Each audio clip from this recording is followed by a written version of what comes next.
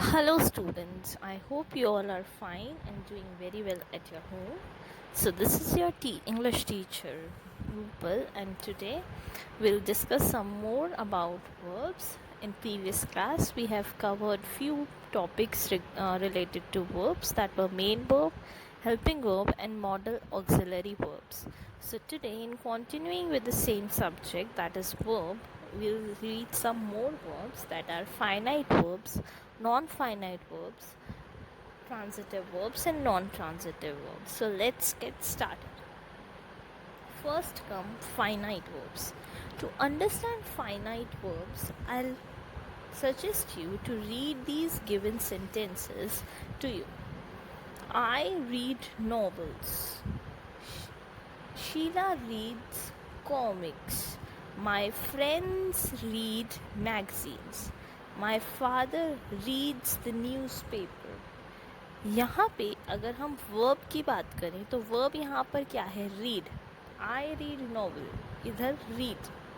Sheila reads comic, इधर क्या है? Verb reads.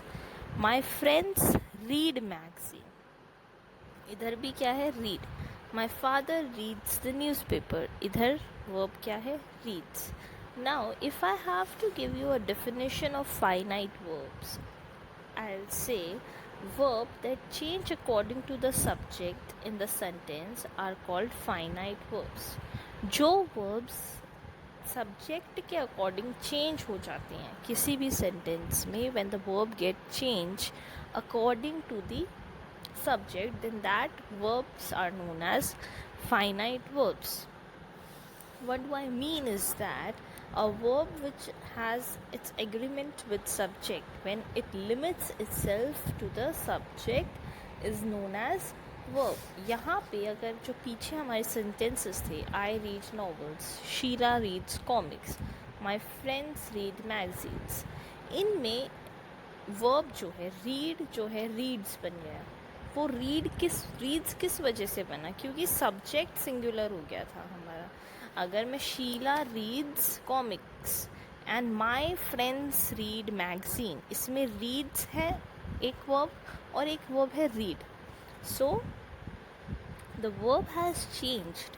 It has changed from reads to read because the subject has changed. Subject in the sentence Sheila was singular, and then in the other sentence the subject has become plural, my friends. So this is how the verb changes with the subject. Now, because verb changes due to subject, now subject can has three parameters. तीन तरीके से हमारा subject जो है differ करता है और उसी बेसिस पे फिर हमारी वर्ब्स डिफ़र करती हैं. कैसे? Let's read it in detail.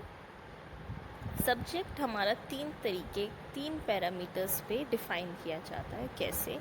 एक तो टेंस पे.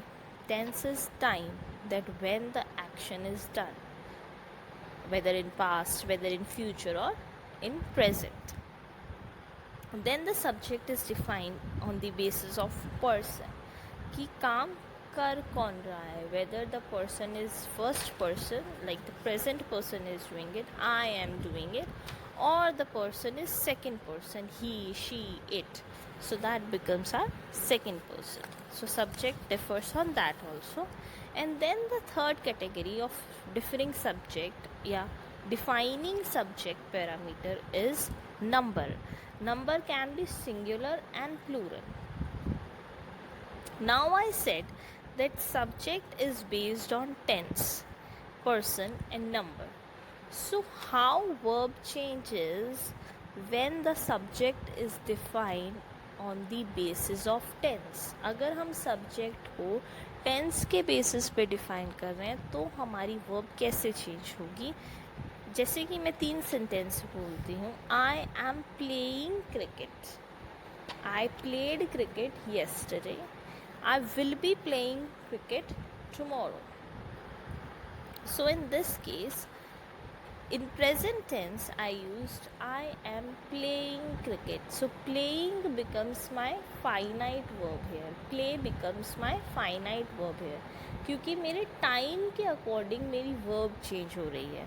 पास्ट में मैं कल क्रिकेट खेल चुका. I played cricket yesterday. तो पास्ट में मेरी जो वर्ब प्ले है वो प्लेड हो गई. फ्यूचर में मेरी जो वर्ब प्ले है वो प्लेइंग हो गई. And in again in present मेरी जो वर्ब प्ले है वो प्लेइंग हो गई. In future it will be playing. So this is how my verb is changing on the basis of tense.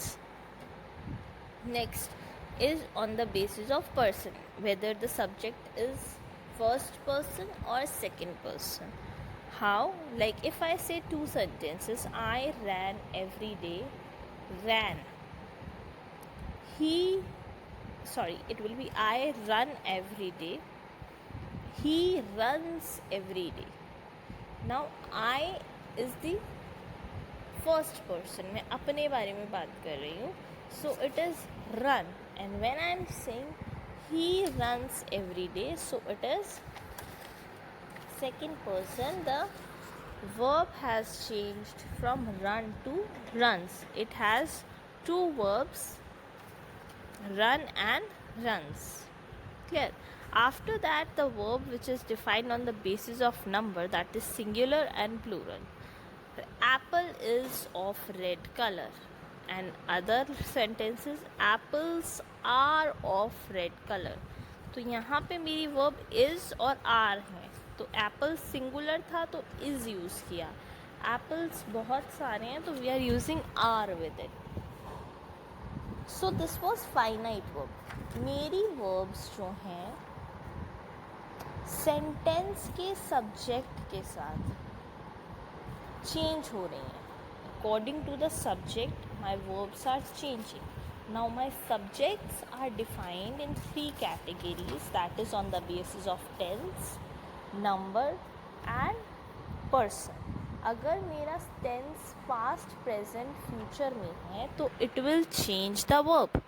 अगर मेरा सेंटेंस फर्स्ट पर्सन या सेकेंड पर्सन जैसे कि आई, ही, शी, इट, दे, अगर इनमें चेंजेस आ रही है तो फिर से मेरी वर्ब्स चेंज होंगी.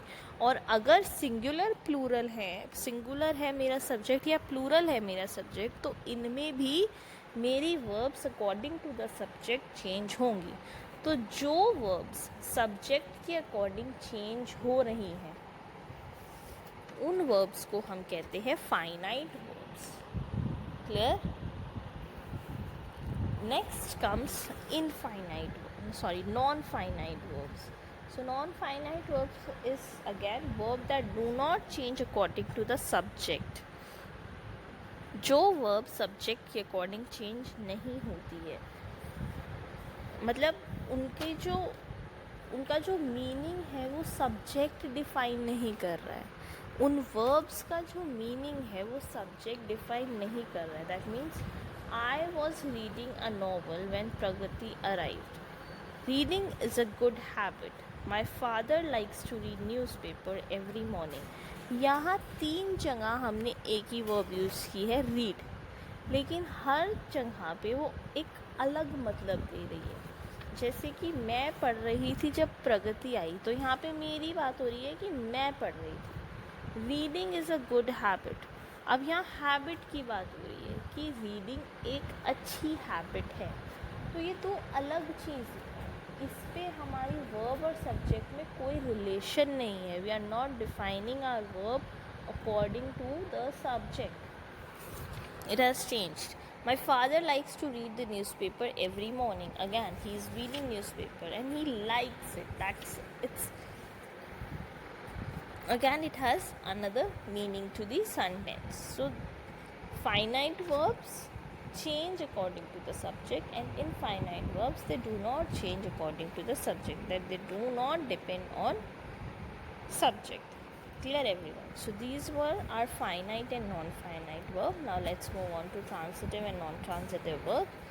Non-transitive verbs are those verbs that have object object in the sense जब हम एक the boy kicked a football, किसको किक किया? फुटबॉल को किक किया, तो फुटबॉल एक हमारा ऑब्जेक्ट हो गया। Reena is reading a book, क्या पढ़ रही है Reena? Reena is reading a book. So these all the sentences have object in them. Each verb has an object. Right किससे हो रहा है? पेन से हो रहा है।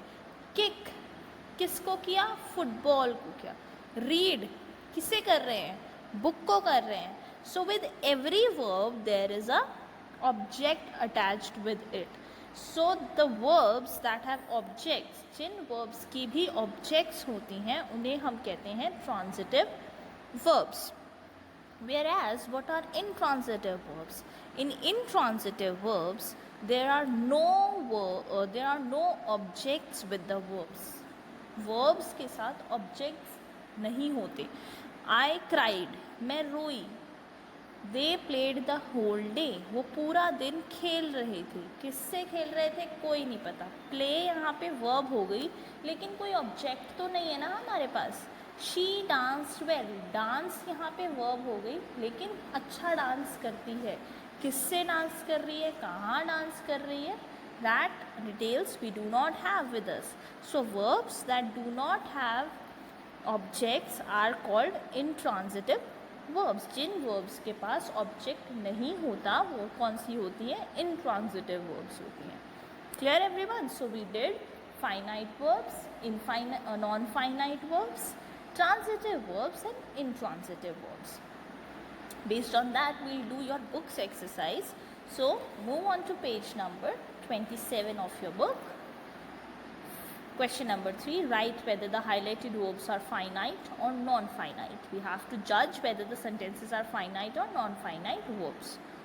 So first is grandfather came to visit us. To visit us.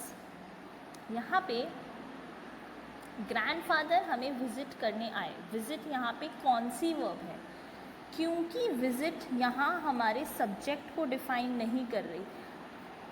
Came, grandfather केम, यहाँ पे हमारा सेंटेंस पूरा हो गया है कि ग्रैंडफादर आए टू विजिट अस। विजिट कौन सी वर्ब है यहाँ पे? ग्रैंडफादर को तो कम जो वर्ब है हमारी केम वो डिफाइन करनी है ना कि ग्रैंडफादर आए, हमसे मिलने आए। ये तो कोई भी, ये जो वर्ब है ये किसी भी सब्जेक्ट को सपोर्ट नहीं कर रही है। So that's why this verb is non finite verb. My cat's favorite pastime is sleeping. मेरी कैट का फेवरेट पास टाइम क्या है? स्लीपिंग है। स्लीप कैट को डिफाइन नहीं कर रही है। कैट का फेवरेट पास टाइम स्लीप है, तो ये वर्ब भी हुई non finite. I want to buy some clothes, मेरी इच्छा है कि मैं कुछ कपड़े खरीदूँ। मेरी इच्छा आई वॉन्ट डिफाइन कर रहा है आई को। टू बाय क्लोथ्स, तो यहाँ पे जो बाय वर्ब है ये क्या है? Non finite verb. Finding the doors open the thieves went inside. Door खुले हुए थे तो थीव्स अंदर चले गए। क्योंकि ये जो वर्ब है थीव्स को डिफाइन कर रही है, क्योंकि दरवाजे खुले थे तो थीव जो हैं वो अंदर चले गए। That's why this verb is a finite verb. It is defining our subject. He is about to leave. He is about to leave. यहाँ पे वो जाने वाला है। He को तो is define कर रहा है ना। Leave जो हमारी verb है, to leave जो हमारी verb है, that is non-finite again. The lost dog was found. Dog खो चुका था लेकिन अब मिल गया है। सो डॉग को वॉज क्या हुआ? जो वॉज वर्ब रेड हुआ है वो क्या हुआ? वो फाइनाइट हुआ कि वो अब मिल गया है। He was wearing a torn shirt, उसने फटी हुई शर्ट पहनी हुई थी वॉज द वर्ब डिफाइनिंग ही को कौन डिफाइन कर रहा है? Wear.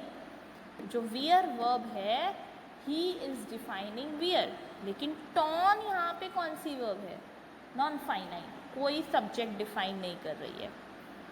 He cautiously enters the abandoned house, cautiously मतलब खुले घर में वो बहुत ही आराम से गया, तो एंटर कर चुका है, तो ये हमारे सब्जेक्ट को डिफाइन कर रहा है। ही कॉशियसली एंटर्स, वो घुसा अंदर, तो ये हमारी फाइनाइट वर्ब्स हैं। Clear everyone? So these are the answers from A to H part. Rest of the parts is your homework. You have to do it in homework. Clear? Next, move on to page number 25 of your book. We'll discuss question number 4. Underline the verbs and say whether they are transitive or intransitive. Now, transitive verb जिनमें objects होते हैं और intransitive verb जिनमें कोई object नहीं होता है. He was crying all day long. कोई object नहीं है, intransitive. The doctor advised grandmother to exercise regularly. कोई object नहीं है, intransitive. Seema showed her album. Album दिखाई उसने, transitive, object है. My father's drinks tea, object है, transitive. He always keeps his book in the shelf. Shelf में रखता है, object है, transitive. Clear? So this is how you need to do question number 4. Rest of the parts are your homework. Do it and send the pics of your homework at my personal number. Clear? So we are done with the chapter kinds of verb. Do this chapter, any query you can ask me anytime. Thank you, children.